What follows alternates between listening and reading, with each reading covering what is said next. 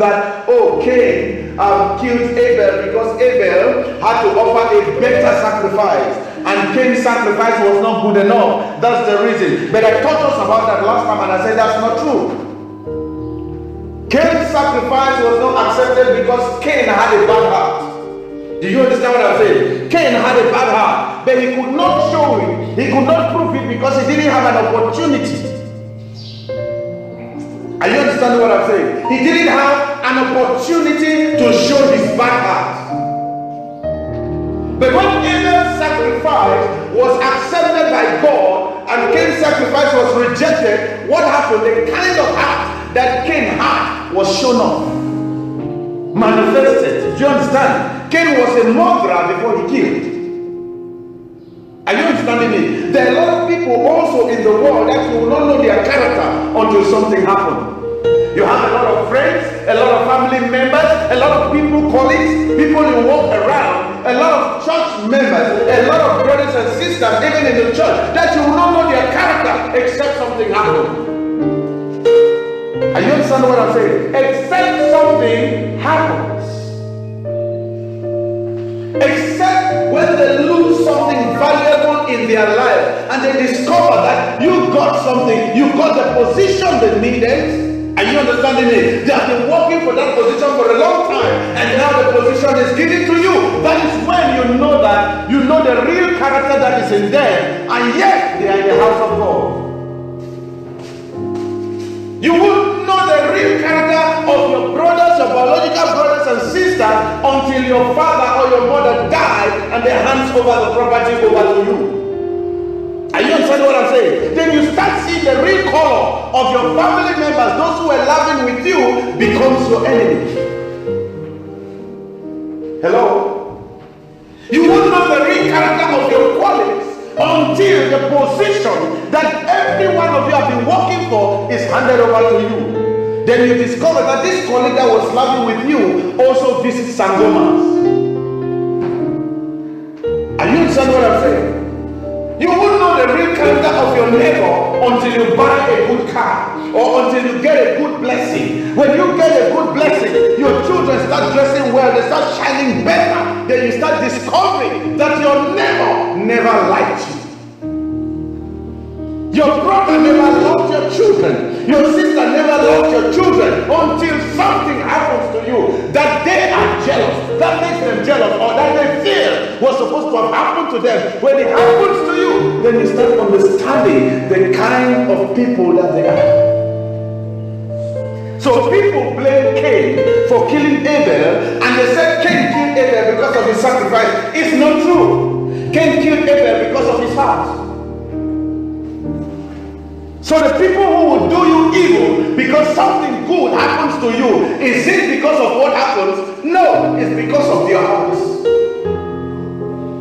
Are you understanding me? The lady or your in-law or your auntie or your uncle that will go to Sangoma and block your children not to prosper, is it because that something good did not happen to them and it happened to you? No, it's because they have a bad heart. Are you understanding what I'm saying? Somebody that will poison your child to die.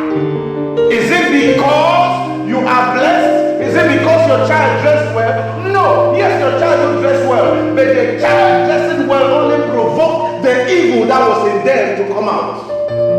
Are you understanding me? Until somebody is evil, they can't be provoked to be evil. Until somebody has anger deep inside of them, they can't be provoked to anger.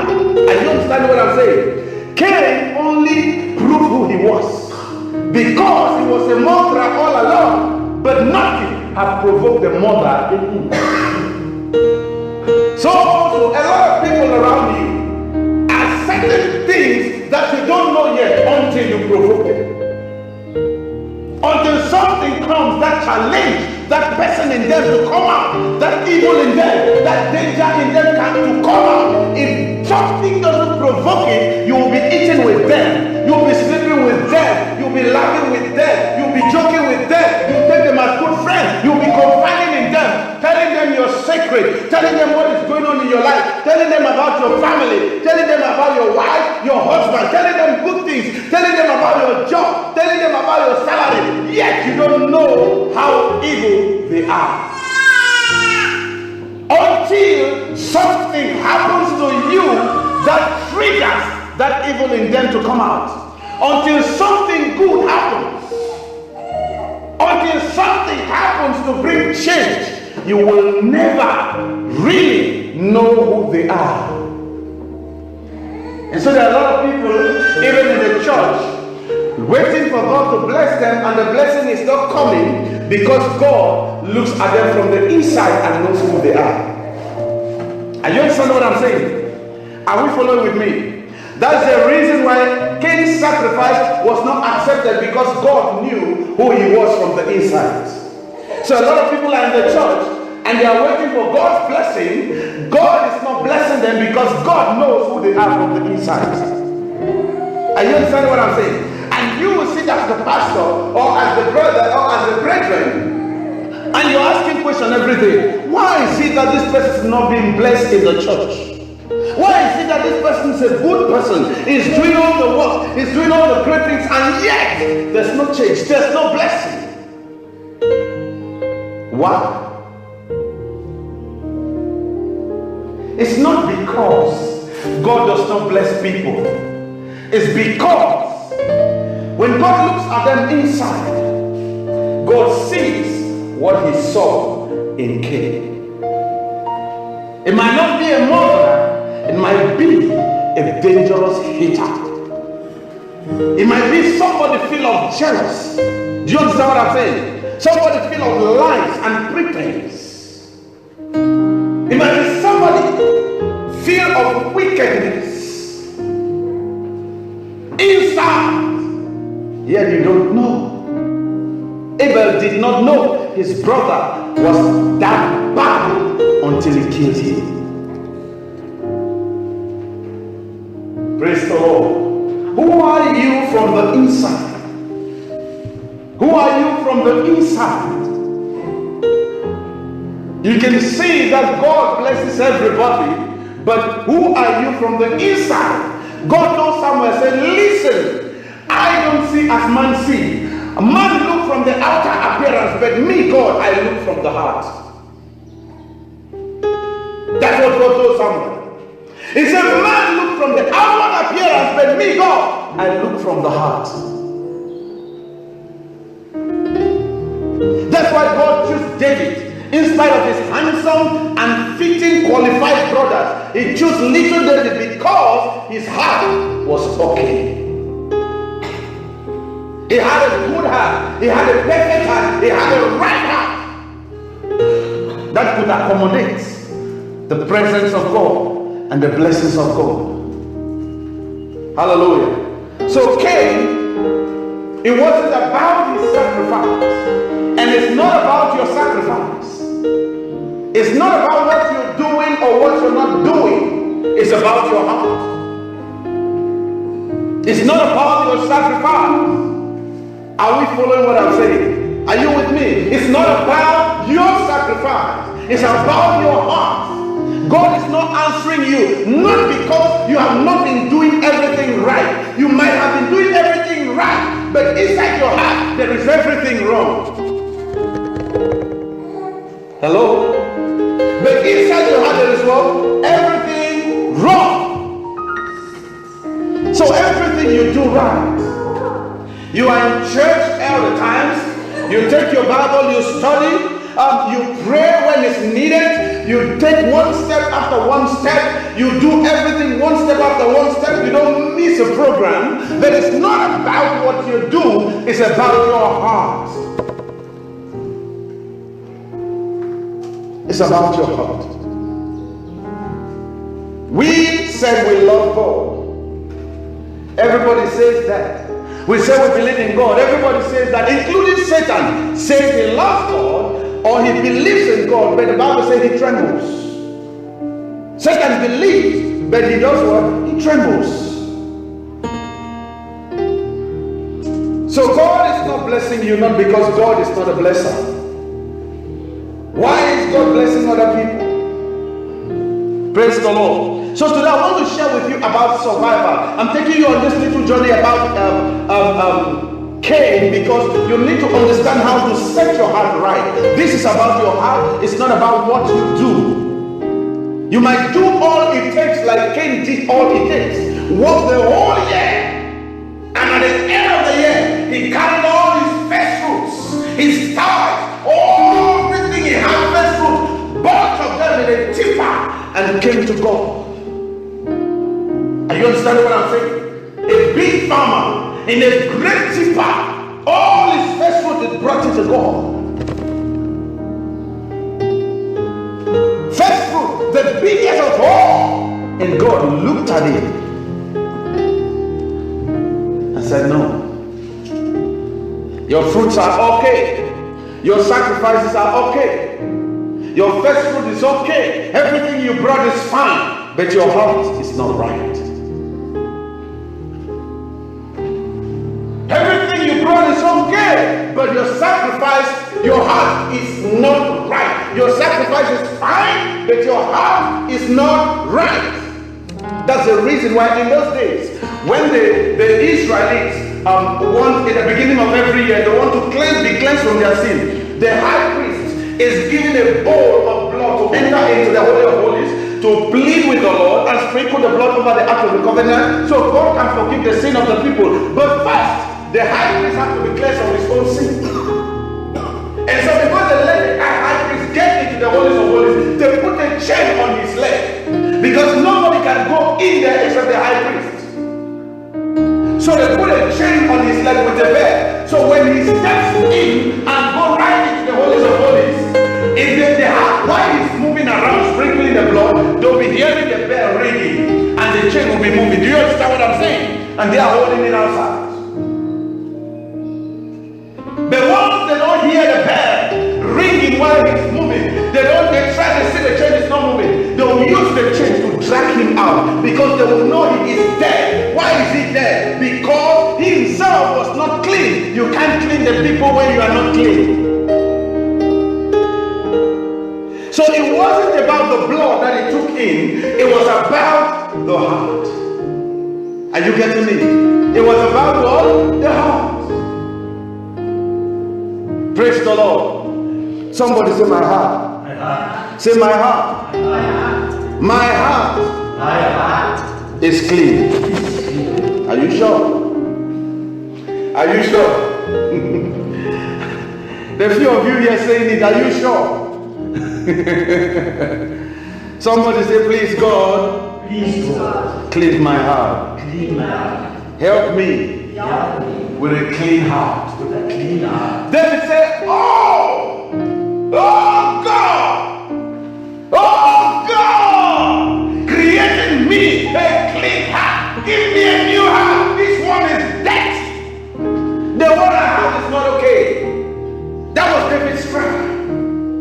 Oh God, create in me a clean heart. Create in me a clean heart. I need one. I need a clean one. This one is too dirty, so I can't stand in your presence. In spite of all my sacrifice, yet I can't stand in your presence because the heart is dirty. In spite of all the songs I know, in spite of all the words of yours I know, in spite of all the obedience I've been obeyed, yet my heart is dirty. And yet, David was being hailed by the people. They were clapping for him, that God is using him to win battle. He's bringing prosperity into the land, into the life of the Israelites, of the children of God. And yet, he is crying and saying, God, create in me a clean heart. Did you understand what I'm saying? In spite of winning all those battles, he was crying. Create in me a clean heart. I need one. Somebody say, God, create in me a clean heart. God, create in me a clean heart. Say, create in me a clean heart. Create in me a clean heart. So I took you all this journey because I want to share with you something that's very important. I told you I want to share with you about survival. Survival is extremely important because a lot of people don't know where they found themselves and why they found themselves where they found themselves. They don't know why they found themselves where they found themselves. And a lot of people are running away from some places because some bad things did happen to them, and they are running to where good things are, not knowing that those bad things that are happening to them from where they are is because that place, the devil knows that if they can stay there, they will prosper there, and so the devil is trying to kick them out. You don't understand. You don't understand. When you are in a place or when you are doing something and then you don't see opposition, I want you to know one thing. When you don't see opposition, you are in the wrong place. You are doing the wrong thing. Once you begin to see opposition and difficulty, know that the devil is trying to distract you, not to see why God planted you there. Because there, where he planted you, there is blessing, and the devil is doing everything he can, bringing all demons from hell to make sure you don't see what God is showing you and what God is doing with you in that place. Do you doubt why you don't see why God brought me here? You may not see because the devil is doing everything to distract you not to see, so that you won't partake, you won't be part of that blessing. The real thing that God wants to plant in your life will not happen, so he distracts you not to see it. Oh, and so he's trying to take you to somewhere where you feel like everything is comfortable here. At least I don't have opposition here. I don't have people talking against me here. I don't have people gossiping me here. I don't have people who don't like me here. This is where I think I'm supposed to say, yeah, you're running away from where the blessing is, and the devil lets you stay comfortable in a place where there is no blessing. Everybody wants a comfortable life, but survivor actually are the people who decide to go through the process of the difficulty because there is a benefit in your life. Before you eat any good food, there is a process of cooking, and cooking is not easy, right? Is it easy? The meat has to be boiled and bubble in the pots. When it's boiling, you can't put your hands. When you buy it raw, you can't eat it. But when it goes through the process of boiling and painful heat, it comes out. You begin to lick your fingers because it tastes good. But before you lick your fingers, there is a process of putting this spice and putting this spice and putting this salt and putting this oil and putting this spice. There are different spices you put in. Most of those spices you can't eat them by themselves. Is that true? Some of those spices, if they give you salt and say today on our lunch we are eating salt, are you going to eat salt in lunch? If they say, okay, in dinner, we are going to eat chili spice in dinner. So when you eat chili spice, you go in mix with that salt that you ate during in the afternoon. So all will mix and then you have a complete meal. Does that work? You say, okay, fine. In our breakfast today, we are taking oil. We are going to drink oil for breakfast.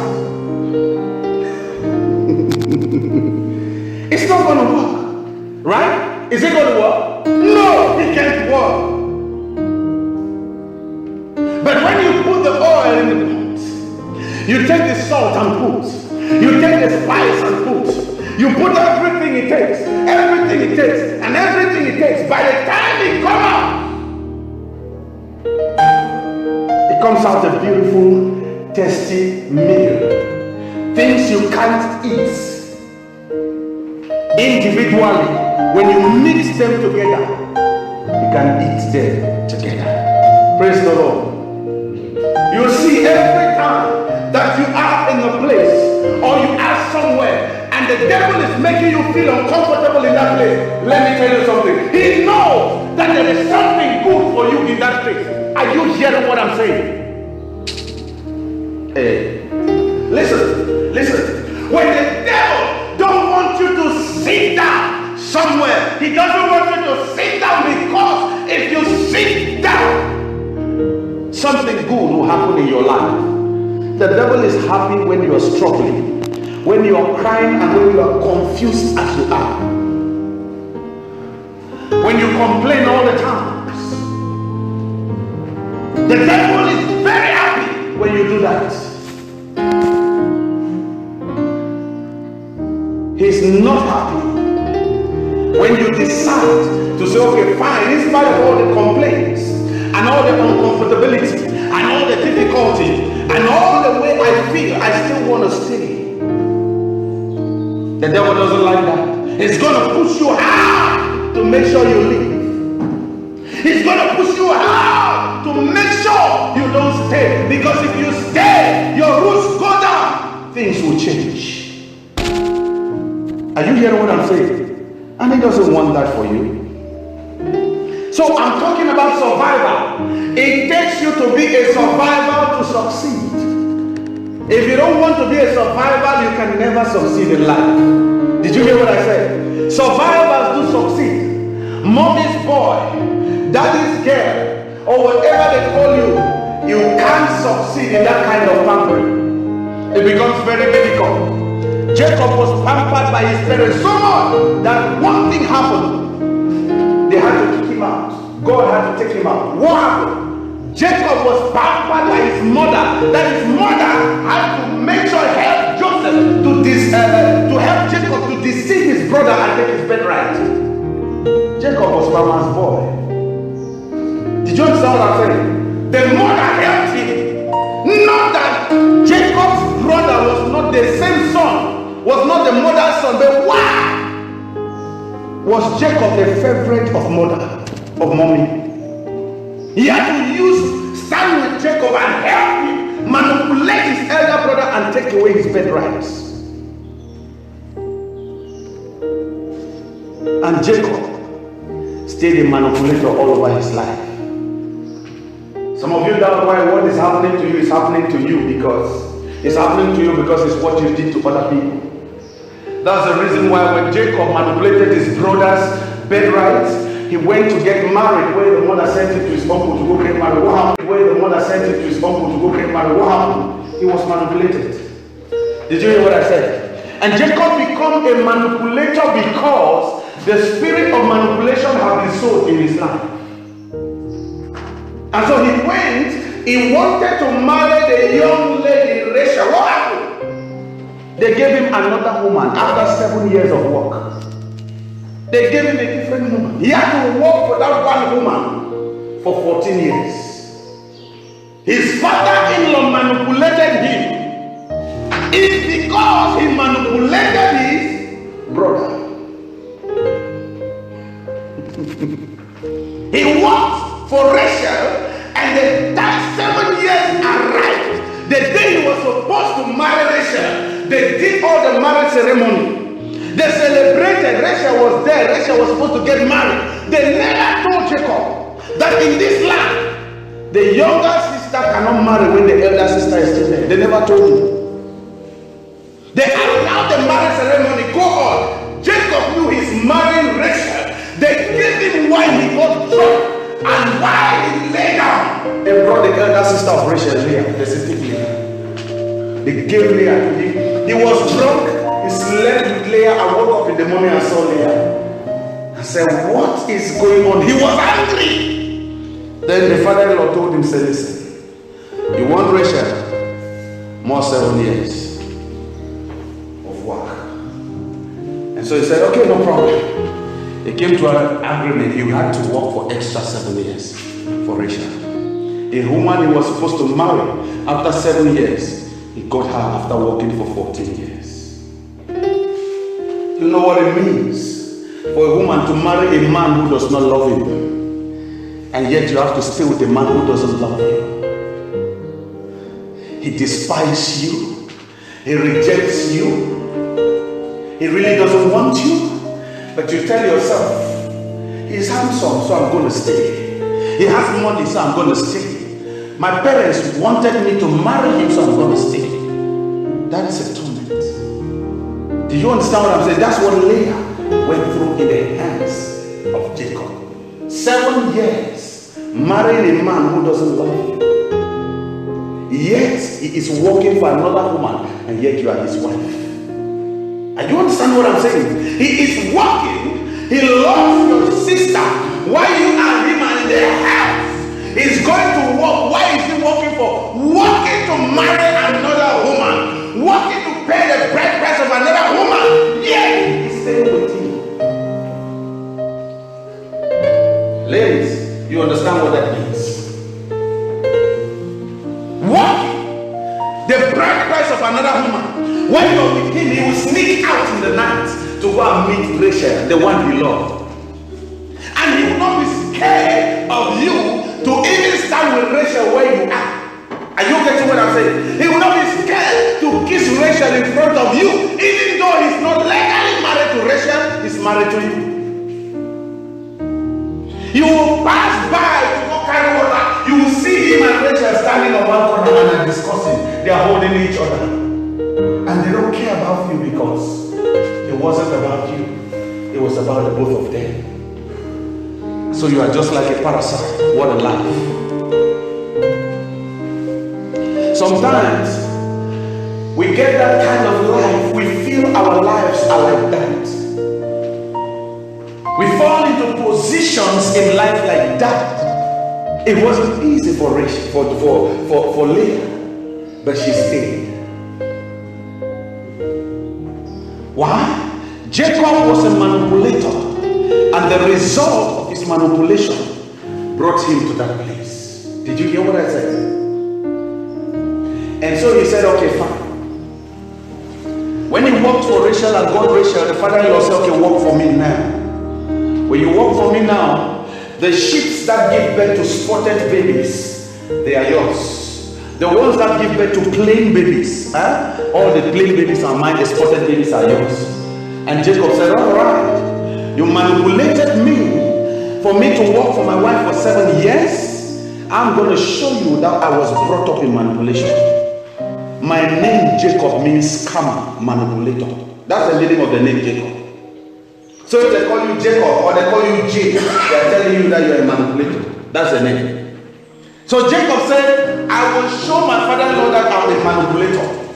And Jacob went and said, okay, fine, now we are working for percentage. So what am I going to do? Jacob went and took a certain flower. I don't know how he got that wisdom. He got a certain branch of a flower.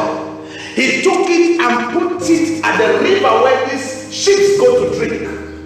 When these sheep are drinking and they are looking at that flower, when they give birth to children, the children come out spotted. Did you understand what I'm saying? He manipulated. And so his own sheep begin to grow now more than his father-in-law's own. To a certain level where he told his father-in-law, say, listen, now I need to go back. My family is grown, I have children. Even though Rachel had no baby, but he had children with Leah. Do you understand what I'm saying? And so he said, okay, fine, I need to go. My wife is here, I have my 2 wives now, I have my housemates, I have children, so I need to get out of here. And so he had to depart from there. A manipulator. Because of his manipulation, he couldn't go back home. Anyway, that's not what we are talking about today. That's all a side journey. I'm just sharing with you that so that you understand what it means to be a survivor.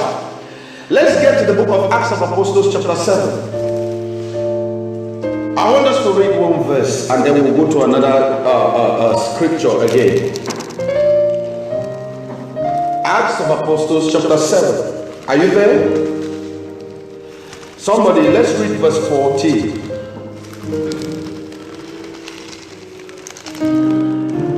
Verses 14.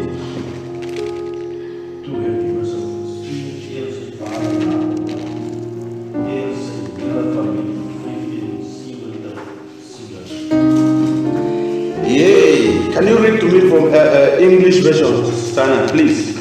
Read for me English version.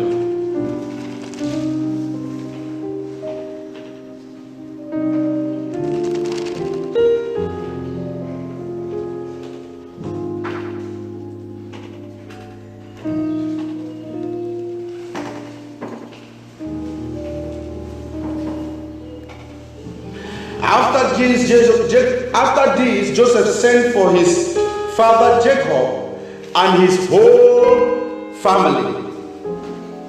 They were 75 at all. The whole family of them were how many? How many of them were 75 in the whole family. The Bible says after this, after all the trouble, Joseph sent for his family to come and join him in Egypt. And the whole family was 75. Him, his brothers, his father, and everybody, because his mother had died, Rachel. Rachel was the mother of Joseph, and she had died. And so, all the brothers, that means the stepbrothers of Joseph, and all the uncles and other people had to come and meet Joseph in Egypt. Remember the same stepbrothers that sold him off. Do you understand what I'm saying? The same stepbrothers that sold him off invited all of them to come. Hebrews chapter 11, let's get there please. Hebrews chapter 11 verse 22. Hebrews chapter 11 verses 22. Can somebody read for me?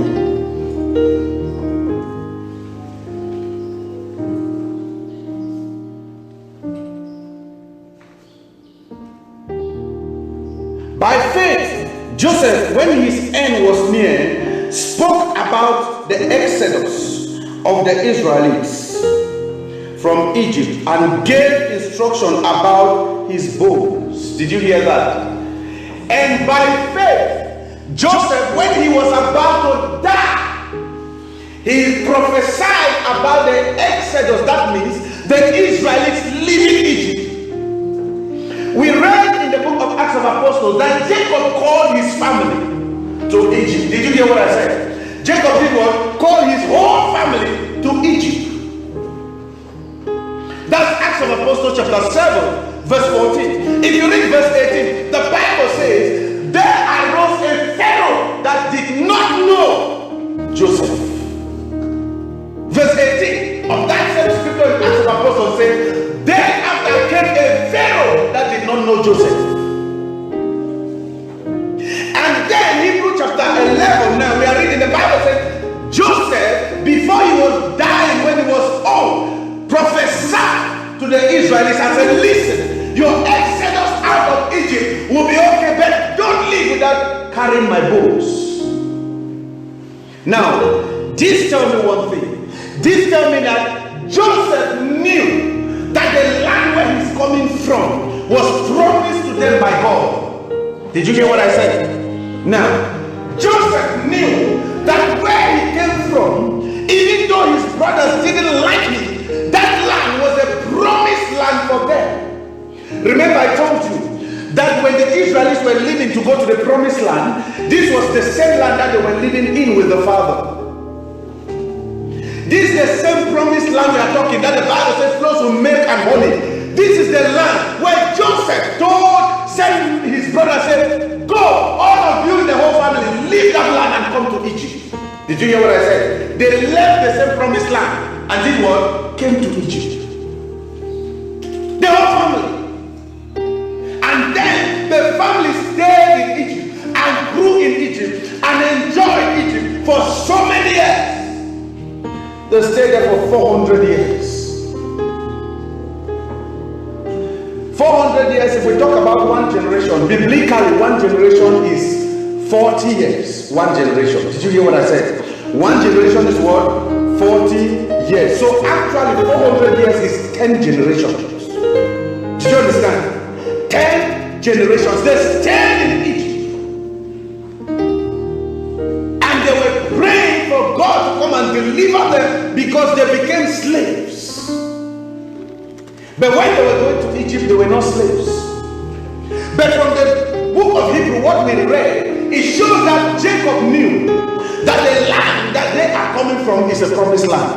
And he told his brothers, the Israelites, said, even if I die, don't leave my bones in Egypt. Take them to our land. Did you understand what I'm saying? He said, I know God is going to answer you and will exile us out of this place. But if I'm dead by then, carry my bones. I can't be buried in this God-forsaken land. But remember, it's the same man who brought his whole family to that land. The same man who enjoyed that land as a prime minister of that land many years back. The same man. The same man who brought his whole family into Egypt. Alright, let's see why Jacob did not come back to his land, even though he knew that his land was a good land, was the land God had promised them. He could not come back. Why? Why didn't he come back? Because Joseph was a survivor. Joseph was what? A survivor. Because from the birth of Joseph, he was hated from when he was born. He was hated by his brothers. His mother was not the problem. His father was not the problem. His brothers were the problem. If you study the story of Joseph when he was born, you discover that Joseph was not even allowed to go join himself with his brothers because his father was protecting him from his brothers. His father knew something was wrong. So his father was keeping Joseph by his side. Why? He said, this is the child of my promised wife. Did you understand what I'm saying? Joseph was the first child of Rachel.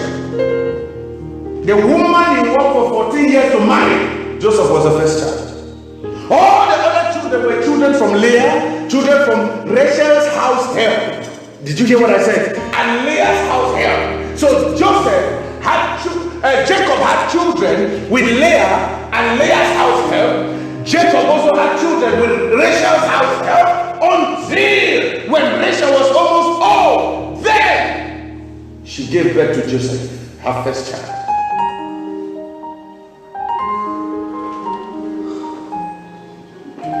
Did you see something wrong there? Oh, you don't see anything wrong. Oh, you don't see. All right, let me tell you what is wrong. Abraham married Sarah, and it took all age for Sarah to give birth to Isaac. Did you see that? Isaac got married to Rebekah. It took them many years to give birth to Jacob and Esau. Sarah barren.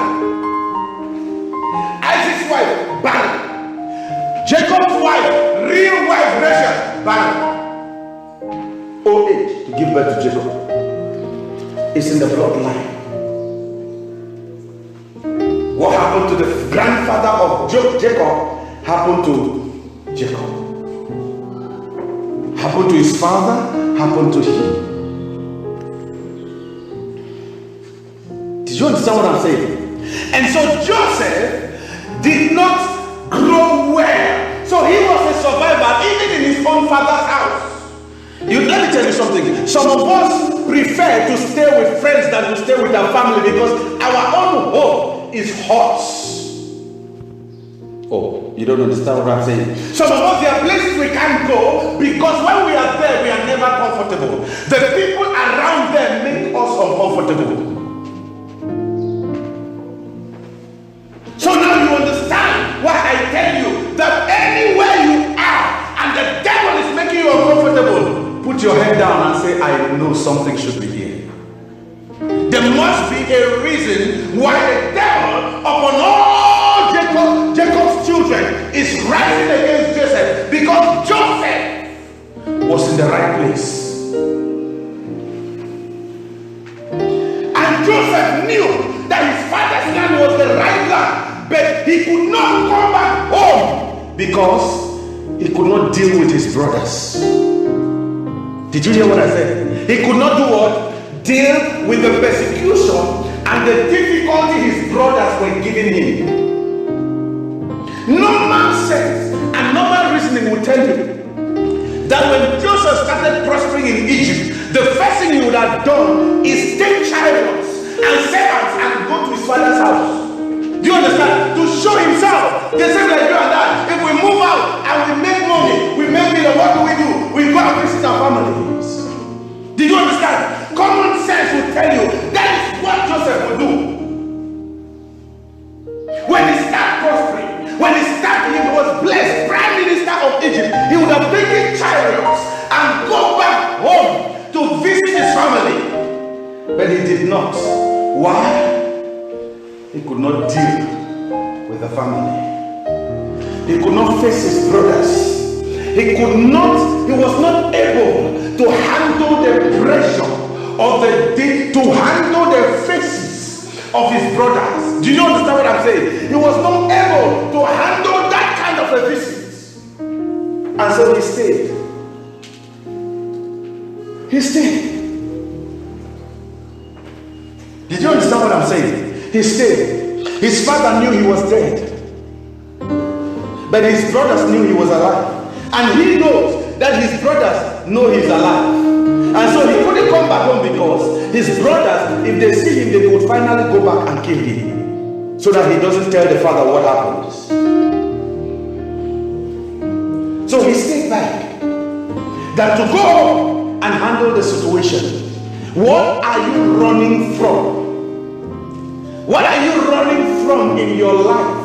There are some things you don't want to handle because they make you uncomfortable. There are some jobs, there are some people, but the blessing of your life, let me tell you, is tied in that place you're running from. That is where the blessing is. That's why the devil doesn't want you to be comfortable there.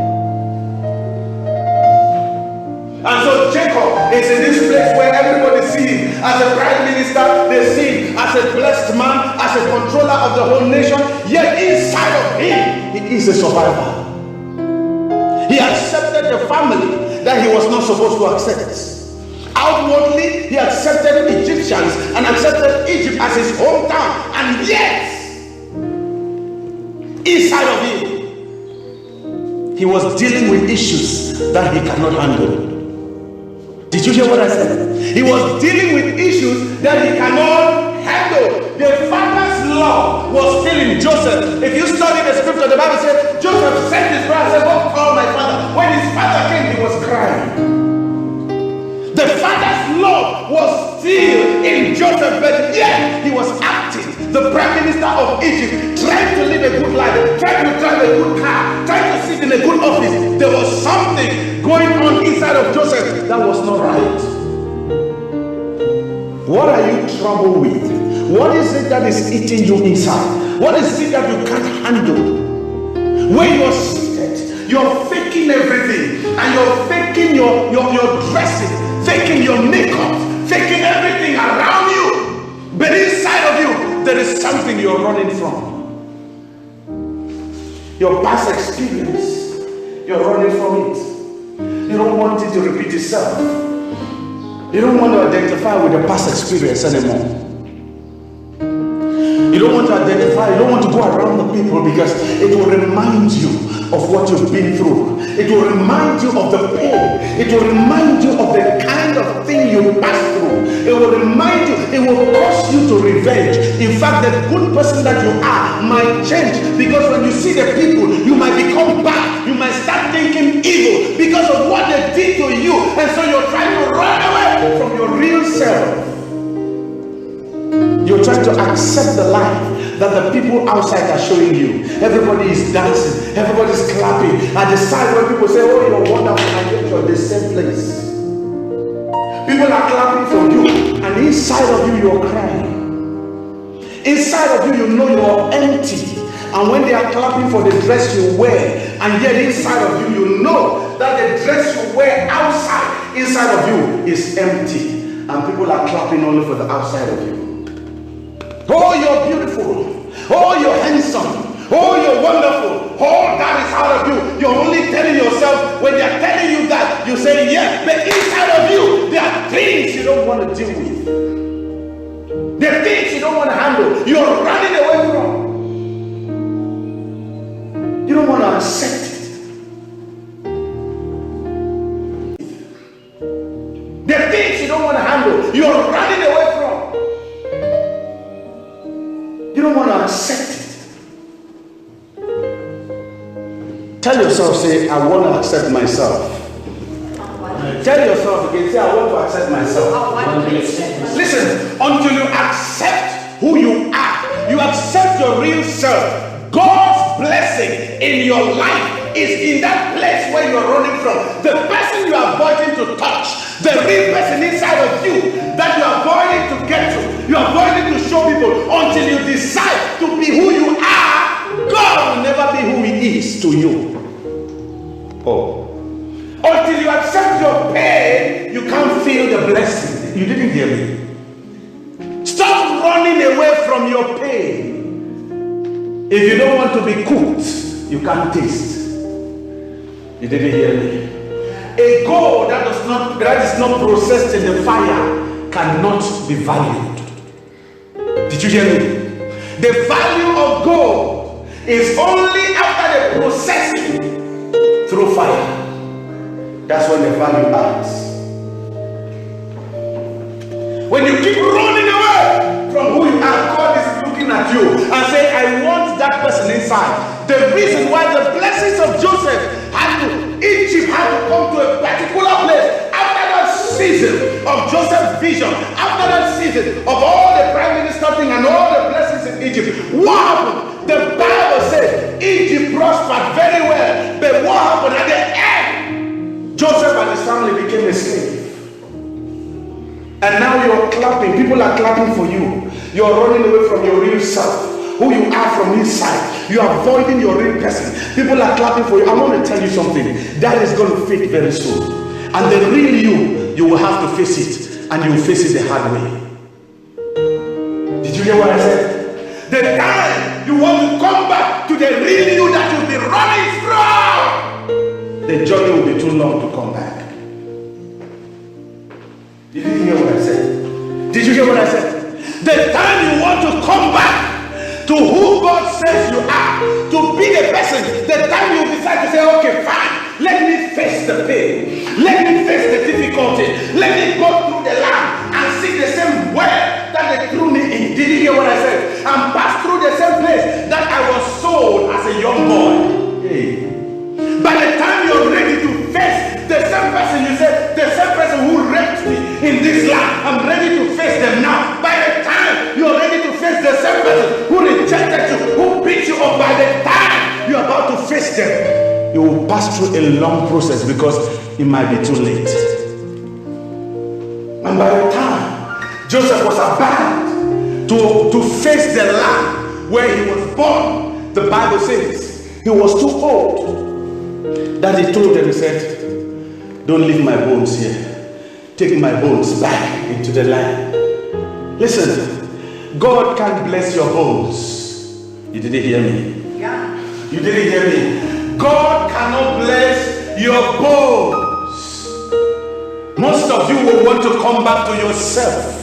Want to come back to your real person. After all the faking you fake, you want to come back to your real self. It will only be your bones coming back. It may be the skeleton of you, not the you. No more energy, no more strength, no more ability, no more wisdom, no more knowledge. 60 years, 70 years, you're carrying bricks for your head. The time you were supposed to carry bricks, you didn't carry them. Did you hear what I said? The time you were supposed to carry bricks, you didn't carry. The time you were supposed to take application to offices when they'll be accepted to you, you didn't do it. You want to take application when you are already old, and they begin to tell you, no, you are too old for the job. Did you hear what I said?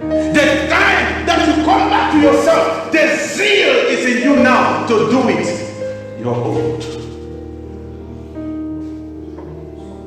The time when you accept and say, no problem, I'm ready to marry him. Did you hear what I said? I'm ready to settle down. You'll be too old, or you'll be too late. Did you hear what I said? You'll be too late. By the time you say, oh, I'm ready now to do this thing I was supposed to have been doing, I was running from all my life, I have to face it now. You'll be facing it without any ability to conquer it.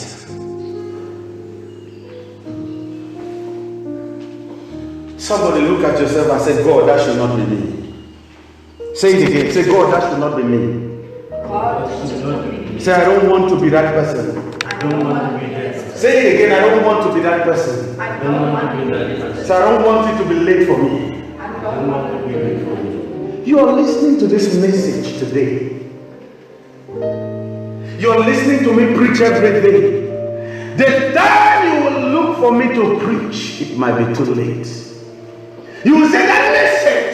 I want to hear that message. That in the year 2020, I want that message. Hey, but the message is not there. I want that pastor that was here in 2020. He told us the truth. By the time you want to say, it's late. It's late. I'm ready to do anything. I'm ready to go to any length to make sure I listen to that preaching. I'm ready to go any length to make sure that whatever he preaches, I obey. I stand for it. Yet, it will be too late. Now I'm ready to hear that word. Now I'm ready to obey that preaching. Now I'm ready to stand to it to make sure that preaching works for me. Yet, it will be too late. Did you hear what I said? It might be too late. Some of you, where you are right now, there are some things you're already regretting in your life. Every one of us have that. We have some things where we thought we would have done it different by now. There are some mistakes we made in the past that we are telling ourselves that I wish I did things different so that I don't find myself where I am right now. Hallelujah. Is there anybody who thinks like that? Some mistakes you've made in life in the past? I have done those kind of things in the past. There are some mistakes you have made in the past that sometimes when you see that you say, I wish I did things different. Have you ever done that? Have you ever thought about that? You say, hey, I wish I never did it this way. I wish I never did it this way. I wouldn't have found myself here. There are some things you rejected that now you regret and tell yourself, I wish I did not regret that thing. Because now when you look at the thing you rejected, it's better than when you saw it. Why? Because you saw it from the physical. You never saw it for what it is from the inside. Joseph went to Egypt, got a vision. God bless him, he was a survivor all the way through. He was ready to be a houseboy all his life than to face his brothers. He preferred to stay in prison than to face his brothers. Did you hear what I said? A favorite child of the father. He was the father's boy.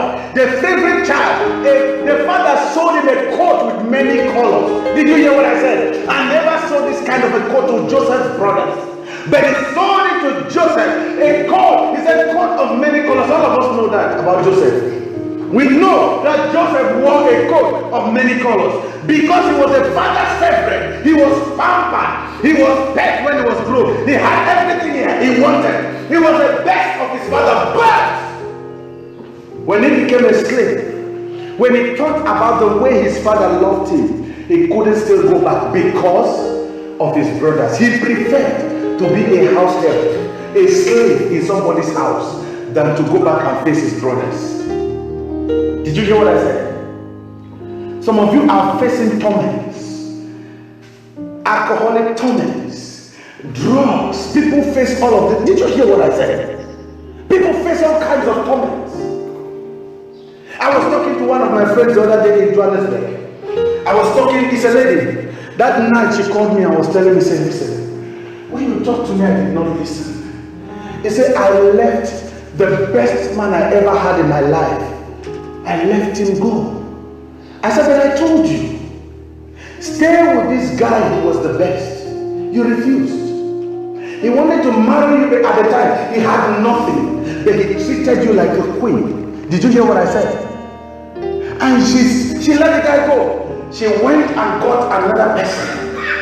And she was telling me, say, this guy is beating me. So the other day he used 3 brooms on my body and beat me with three brooms. When he beat me with 3 brooms, when I carry a big stone like this to come and crush.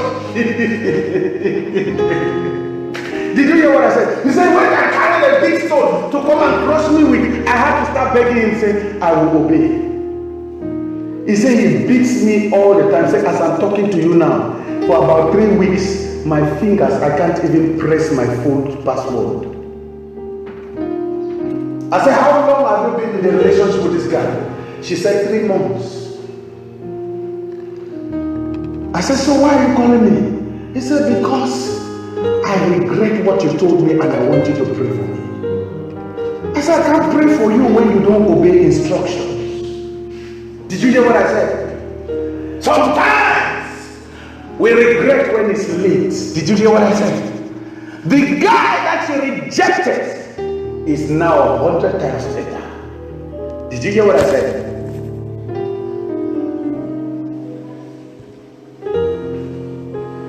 When she was with that guy, when she comes home, by the time she comes home, this guy has come home and have cooked food. Did you understand what I said? Cook food, and she will eat and enjoy herself, and she will eat and she will insult the guy. The guy won't say anything. But guess what? I was telling her, I said, so many people regret their lives after when it's late. Joseph in Hebrews chapter 11 was in absolute regret and said, don't leave my bones here. Did you hear what I said? If Egypt was a good place for Joseph, he would have told them, say, listen, I was the prime minister of this country, so bury me somewhere nice, so that my memory can be in Egypt. But he didn't say that. He said, this land is so cursed that even my bones, I don't want it to stay here. Did you hear me? Take my bones back to our hometown. Take my bones back to our land. You can't run away. If you are a survivor, face the music, face the difficult. Listen. The devil is manipulating you. Let me tell you, if the devil does not distract you on something you're doing, I want to tell you, your life is in danger. Your destiny is in danger. You are on your way to danger, to nothing.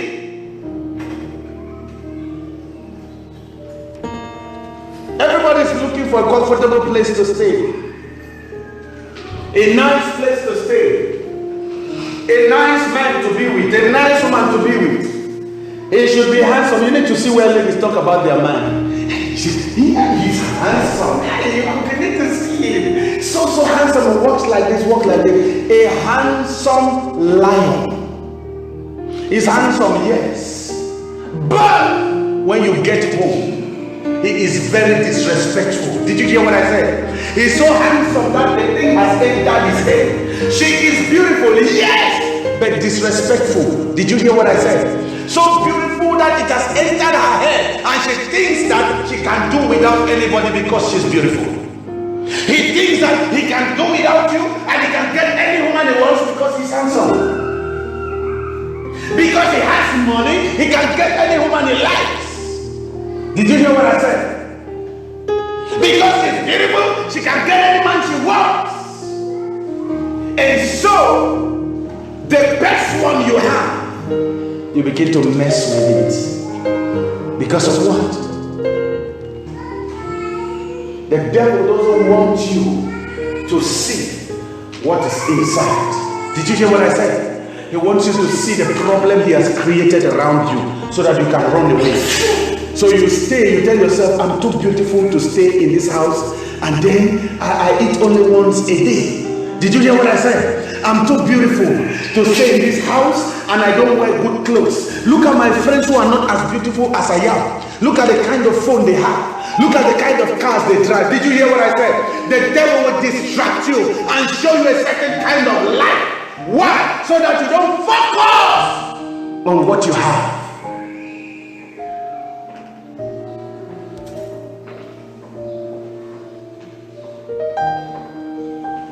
Hello? Are you here? Is somebody hearing me? If you are the person that will focus, say amen. Amen. Somebody say amen. Amen. And so the devil messed up with Joseph's mind and kept him in Egypt with the intention to keep the Israelites into slavery. But the problem was because Joseph was listening to God from the day he was thrown in the pit and sold to merchants. Joseph went on, he was listening to God. The Bible said God was with him. And when he was working as a house help in the house of Pharaoh, the Bible says God held the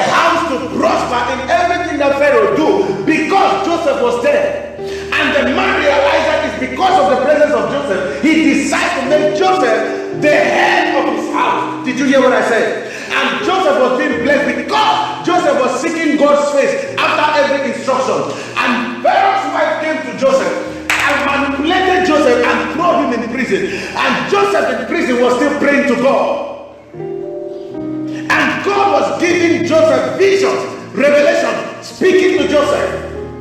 And the Bible says, because God was with him, Joseph became the head of the prisoners. Did you hear what I said? He became number one. He was controlling all the prisoners. Because God was with him, he was speaking to God. And the Bible said because Joseph was communicating with God, the king had a dream. And Joseph had to go and interpret the dream to the king. And what happened? Joseph was made the prime minister of that country. After Joseph was made the prime minister, Joseph stopped talking to God. Or else God would have told him to go back.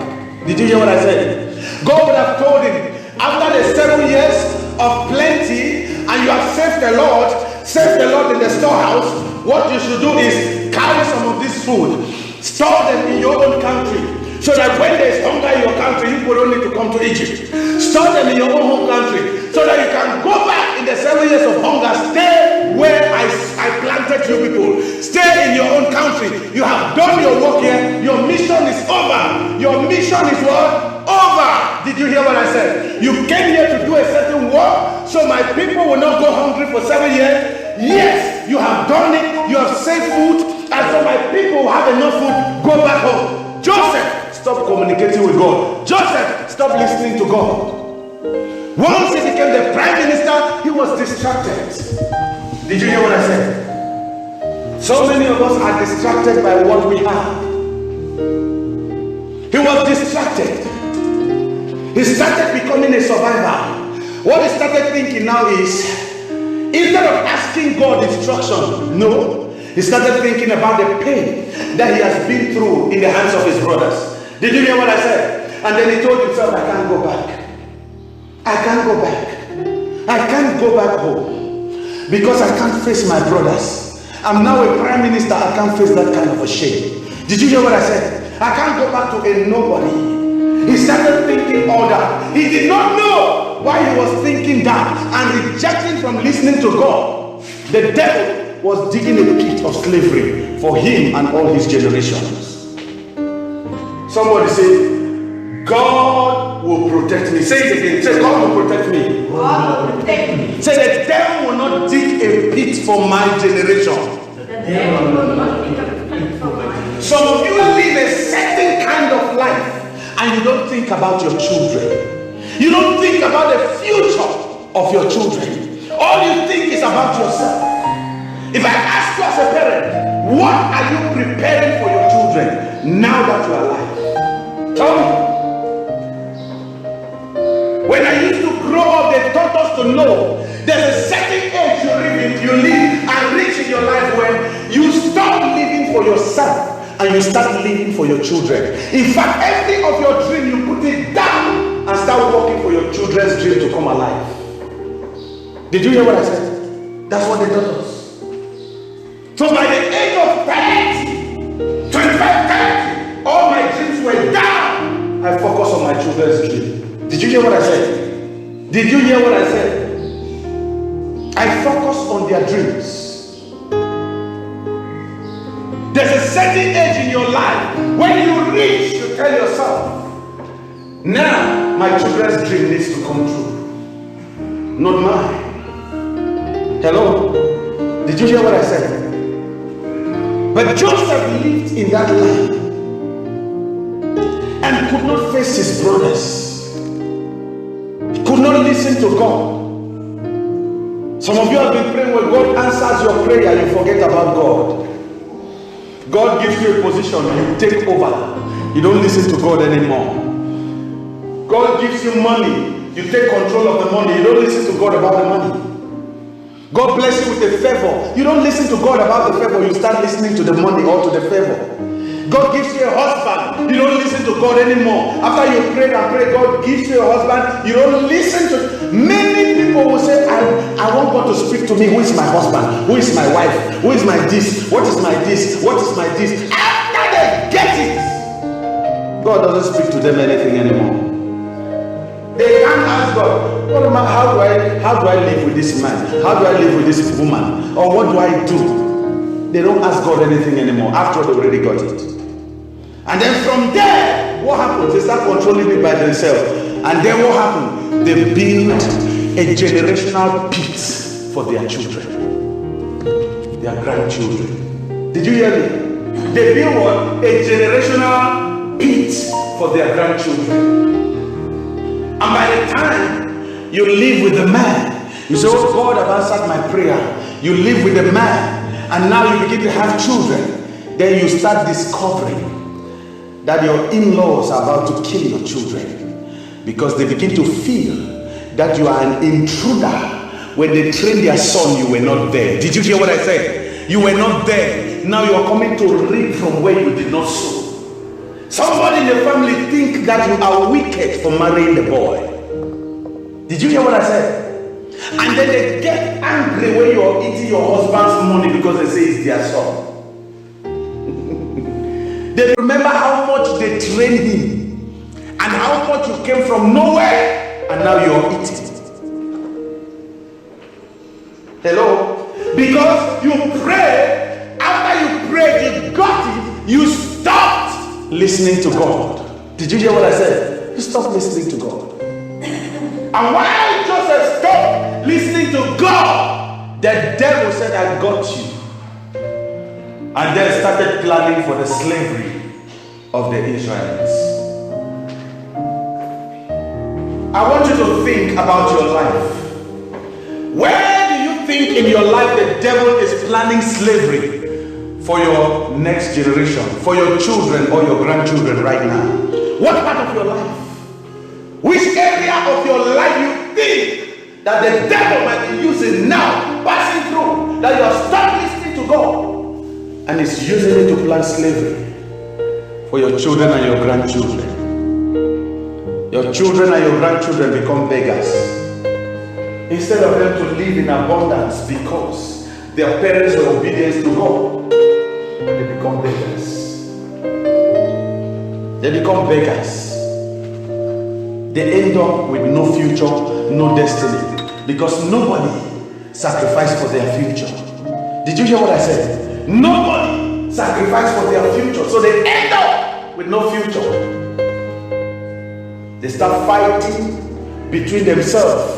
After you die, they start fighting between themselves over your one-room house that you left. Why? Because nobody invested in their vision. Did you hear what I said? Nobody invested in their own vision, so that when they grow, they are able to make their own plans, accomplish their own vision, and have their own world.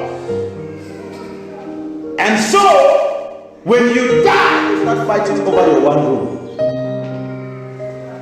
Because they have no vision. And when they fight over your one room, they give birth to children, they are your grandchildren, to start fighting over the same one room. Did you hear what I said? Over the same thing. 10 people, 4 grandchildren, 6 children are fighting over one thing. Why? Nobody invested in their vision. Joseph loses his position with God, while God gave him position in Egypt, so he can be able to help his people so that they will not go hungry. He took the position in Egypt and forgot why he came there. Forgot the God that put him there. Forgot that the God that he called day and night in prison. The God that he called day and night while he was a house help. He forgot that God when he was a prime minister. And so he began ruling Egypt now by himself and didn't listen to God anymore. And what happened? He ended up, because he did not plan for his children and his grandchildren to go back home. He ended up where? He ended up in slavery. Did you hear what? Did you hear what I said? They ended up without a home. Are you understanding what I'm saying? They ended up without what? A home. ended up without a home.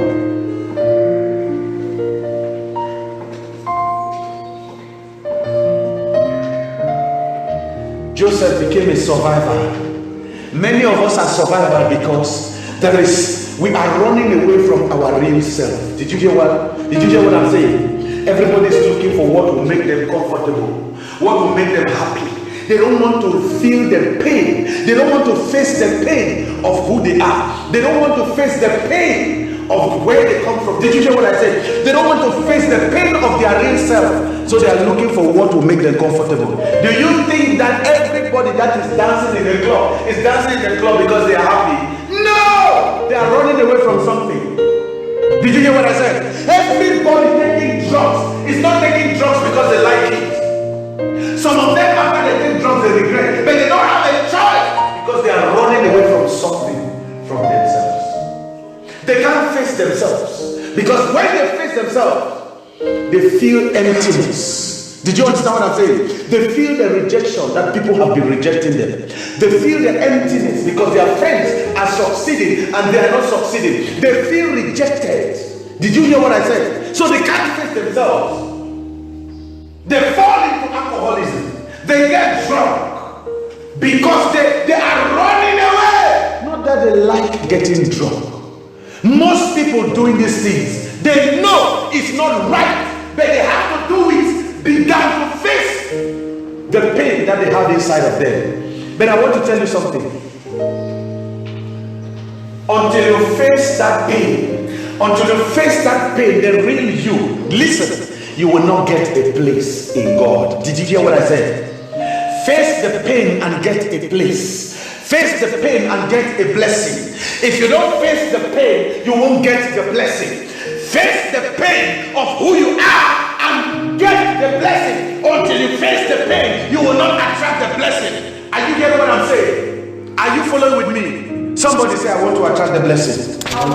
Say it again. I want to attract the blessing. I want you to say it like you are buying it for 1,000 rand. Say, I want to attract the blessing. I want to attract the blessing. And I will face the pain. I will face the pain. Yeah, there's something you're running away from inside. You don't want to face the real you. You don't want to tell yourself the truth. You're lying to everybody about yourself. Even your smile is a lie. Hello? Your smile is what? A lie. Joseph's position as a prime minister was concrete, but inside of him, he was a liar. Pretending to control Egypt. Yet he can't control his own family. He can't control his own self to face his own family. Did you hear what I said? He was the controller of Egypt, controller of everything in Egypt. Yet he can't control himself to face his family. Why? Because of the pain. Because of the pain. You control everybody except yourself. You run things around. You go to the club, you are number one. In the whole street, everybody knows you control everything. All these people you see trying to control people with guns, with duress, trying to control people with everything. Let me tell you something. There is one thing they can't control, one person they can't control, is themselves. Most of them grew in pain. Most of them grew in difficulty. And that is the reason they are harsh. That's the reason they are angry. That's the reason they are bold out there. But when it comes to inside of them, they are scared. Did you hear what I said? They are what? Scared of themselves. Facing themselves, they are scared. Facing themselves, they are scared. But they can face everybody out there. They can challenge everybody out there. Hallelujah. Tell yourself, I don't want to be like Joseph. Say, I don't want to be like Joseph. Say, I don't want to be like Joseph. Say, I don't want to be like Joseph. Prosperous in the outside, empty in the inside. Controlling everybody. control myself. Can't control myself. Ooh. That sounds like somebody I know. I used to be that person where you control thousands of people and yet you can't face yourself. Did you hear what I said? So we get peace. Do you understand? One, we are here, we get occupied with things. We do this, we do this, we do this, we do this. So occupied, you know what? We don't want to sit down and face ourselves. Did you hear what I said? We escape ourselves by occupying ourselves with so much choices, so much occupation in the name of blessing, in the name of being popular, in the name of being a celebrity, in the name of being beautiful, in the name of being handsome, in the name of being used. Yet we can't control our own self. We are running away from our own selves. Most men of God around the world are like that. They can control everybody, control the thousands in their church, but they are running away from themselves. The blessing is in that you that you are running away from. Did you hear what I said? If you can't open and be the real you, hear me very well, the blessing is right there. If you can't open and be the real you, no matter the blessings people see about you, let me tell you something. Your generation unborn, your children, your grandchildren are going to face it. 10 generations, lastly will be enslaved. You didn't hear what I said. You didn't hear me. Some of us seated here who have nothing were born from parents or great-grandparents from a family lineage that had everything. Did you hear what I said? Some of us, our family lineage, if we check our great-great-grandparents, they were the ones running everything. But now, we are nowhere to be found. Did you hear what I said? Did you hear me? I want you to look at yourself. Ask yourself a question. What am I running from? Myself. Yes, everybody sees me, I'm tough. Everybody sees me, I'm in church. Everybody sees me and say, I love God. Everybody sees me, I'm busy. Everybody sees me and say, I'm prospering. Yet, is it true? Is it a real me? Or am I just acting? Am I running away from me?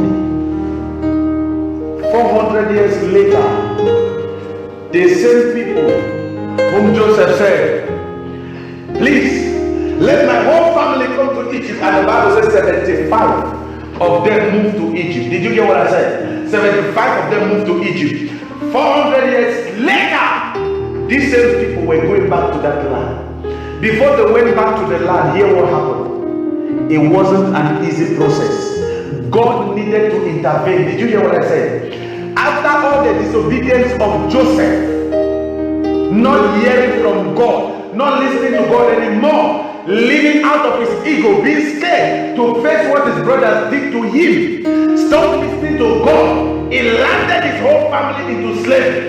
And now for them to go back to the same land where they came from, needed them a miracle. And when they got the miracle finally to leave, what happened? The Bible says that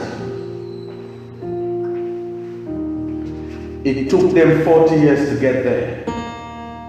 Let me ask you, when Joseph called his family, said, please, let my whole family come to Egypt, 75 of them were going. Did it take them 40 years from the land where they are in Egypt? Did it take them 40 years? Study your Bible. The Bible will tell you that it took them 2 weeks, 14 days for the brothers to go to Egypt to buy food. But this is them leaving Egypt, now coming back to that land. It's taking them 40 years. 40 years. When they were going, did you hear anything about Red Sea? When they were going to Egypt, did you hear anything about Red Sea? When Joseph's brother was going to buy food, did you hear anything about Red Sea? When Joseph called his family to come, 75 were going. Did you hear anything about Red Sea? No. But when they were coming back, we need the story of Red Sea. It took them 40 years. Why? A journey of 2 weeks is now taking them 40 years. Why? Listen to me. What you are preparing now, the person you are running from now, the same yourself you are running from now, I've told you, by the time you want to go back to that yourself, it may take you longer than it took you to run from it. This message is coming to you at the right time. If you can hear me now, go back and face your pain. Did you hear what I said? Face your real self. Accept who you are. Face your pain. Because that pain you're facing is where the blessing is. The devil saw that pain so that you wouldn't see the blessing. He saw that pain, that difficulty, so you'll be distracted and don't see the blessing. He will occupy your mind to be thinking about the pain, about the difficulty, about the tough time, about the sacrifice, and yet you don't see the blessing. Did you understand what I'm saying? You don't see the blessing. When Jacob was in that land, Joseph was a young boy in that land, his whole family was in that land. Did the Bible ever say that land was flowing with milk and honey? Hello? Did the Bible say that land was flowing with milk and honey? No! But here what happened? While they were in that land, God was the one who gave that land to Jacob. Did you hear what I said? God gave that land to who? To Jacob. And he chose that land for Jacob because that land was flowing with what? Milk and honey. And at the time they were in the land, was there any milk and honey? No. And yet, the same land where there's milk and honey, these people became so hungry that they had to go to Egypt to buy food.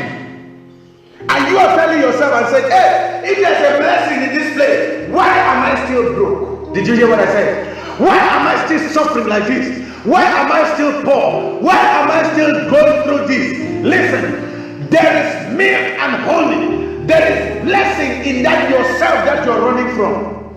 You didn't hear what I said. Hello?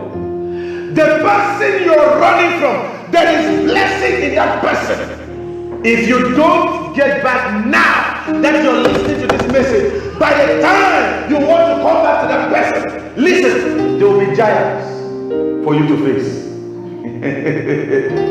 You would have created giants. The Bible says it took the Israelites 40 years to come close to that land, and when they went into the same land that was theirs, did you hear what I said? Was the same land that they were living in before they left. They had no trouble.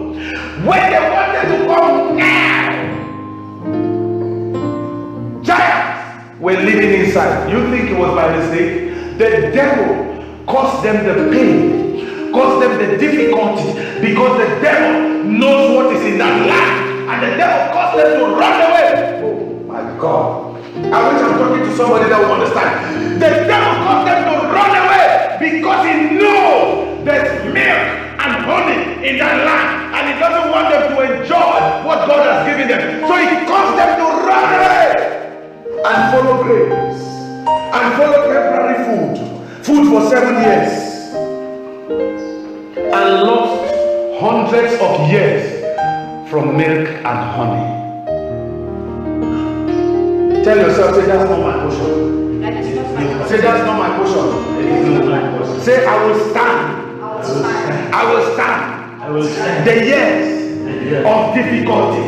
Because I know there is milk and honey in me. The devil blocked it all. He knew. God brought Jacob in that land, and God gave him that land. As listen, settle here.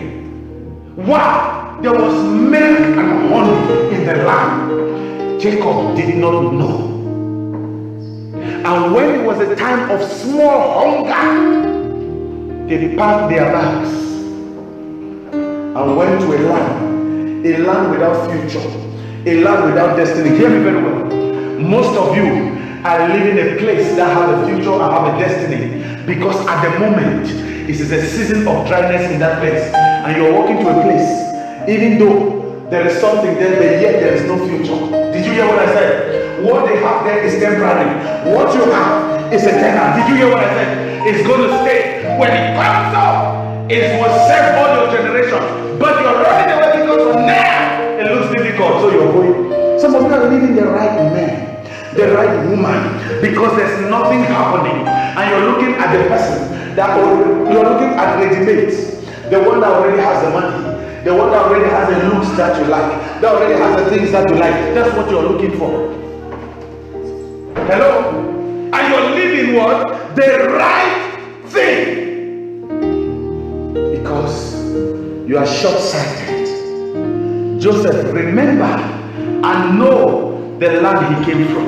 He knew God gave them that land. But what kept him away? His brothers were tired. Did you hear what I said? His brothers terrorized him away from his land. His brothers terrorized him away from the land that flows with milk and honey. How many terrorists do you have in your life right now? How many people do you have terrorizing you in that job? How many people do you have terrorizing you in that business? How many people do you have terrorizing you in the area where you are? Or in where you are supposed to go? You are scared of facing terrorists. You are scared of facing what you don't know. You know, Joseph did not know what his brothers were going to do this time, so he didn't want to come. Some of you are scared of what you don't know because you don't know what can happen to you. You don't know what may happen to you, so you don't want to take the risk. Hello? Hello? You don't want to take the risk because you don't know what can happen. You don't know what may happen. So you are scared of the risk.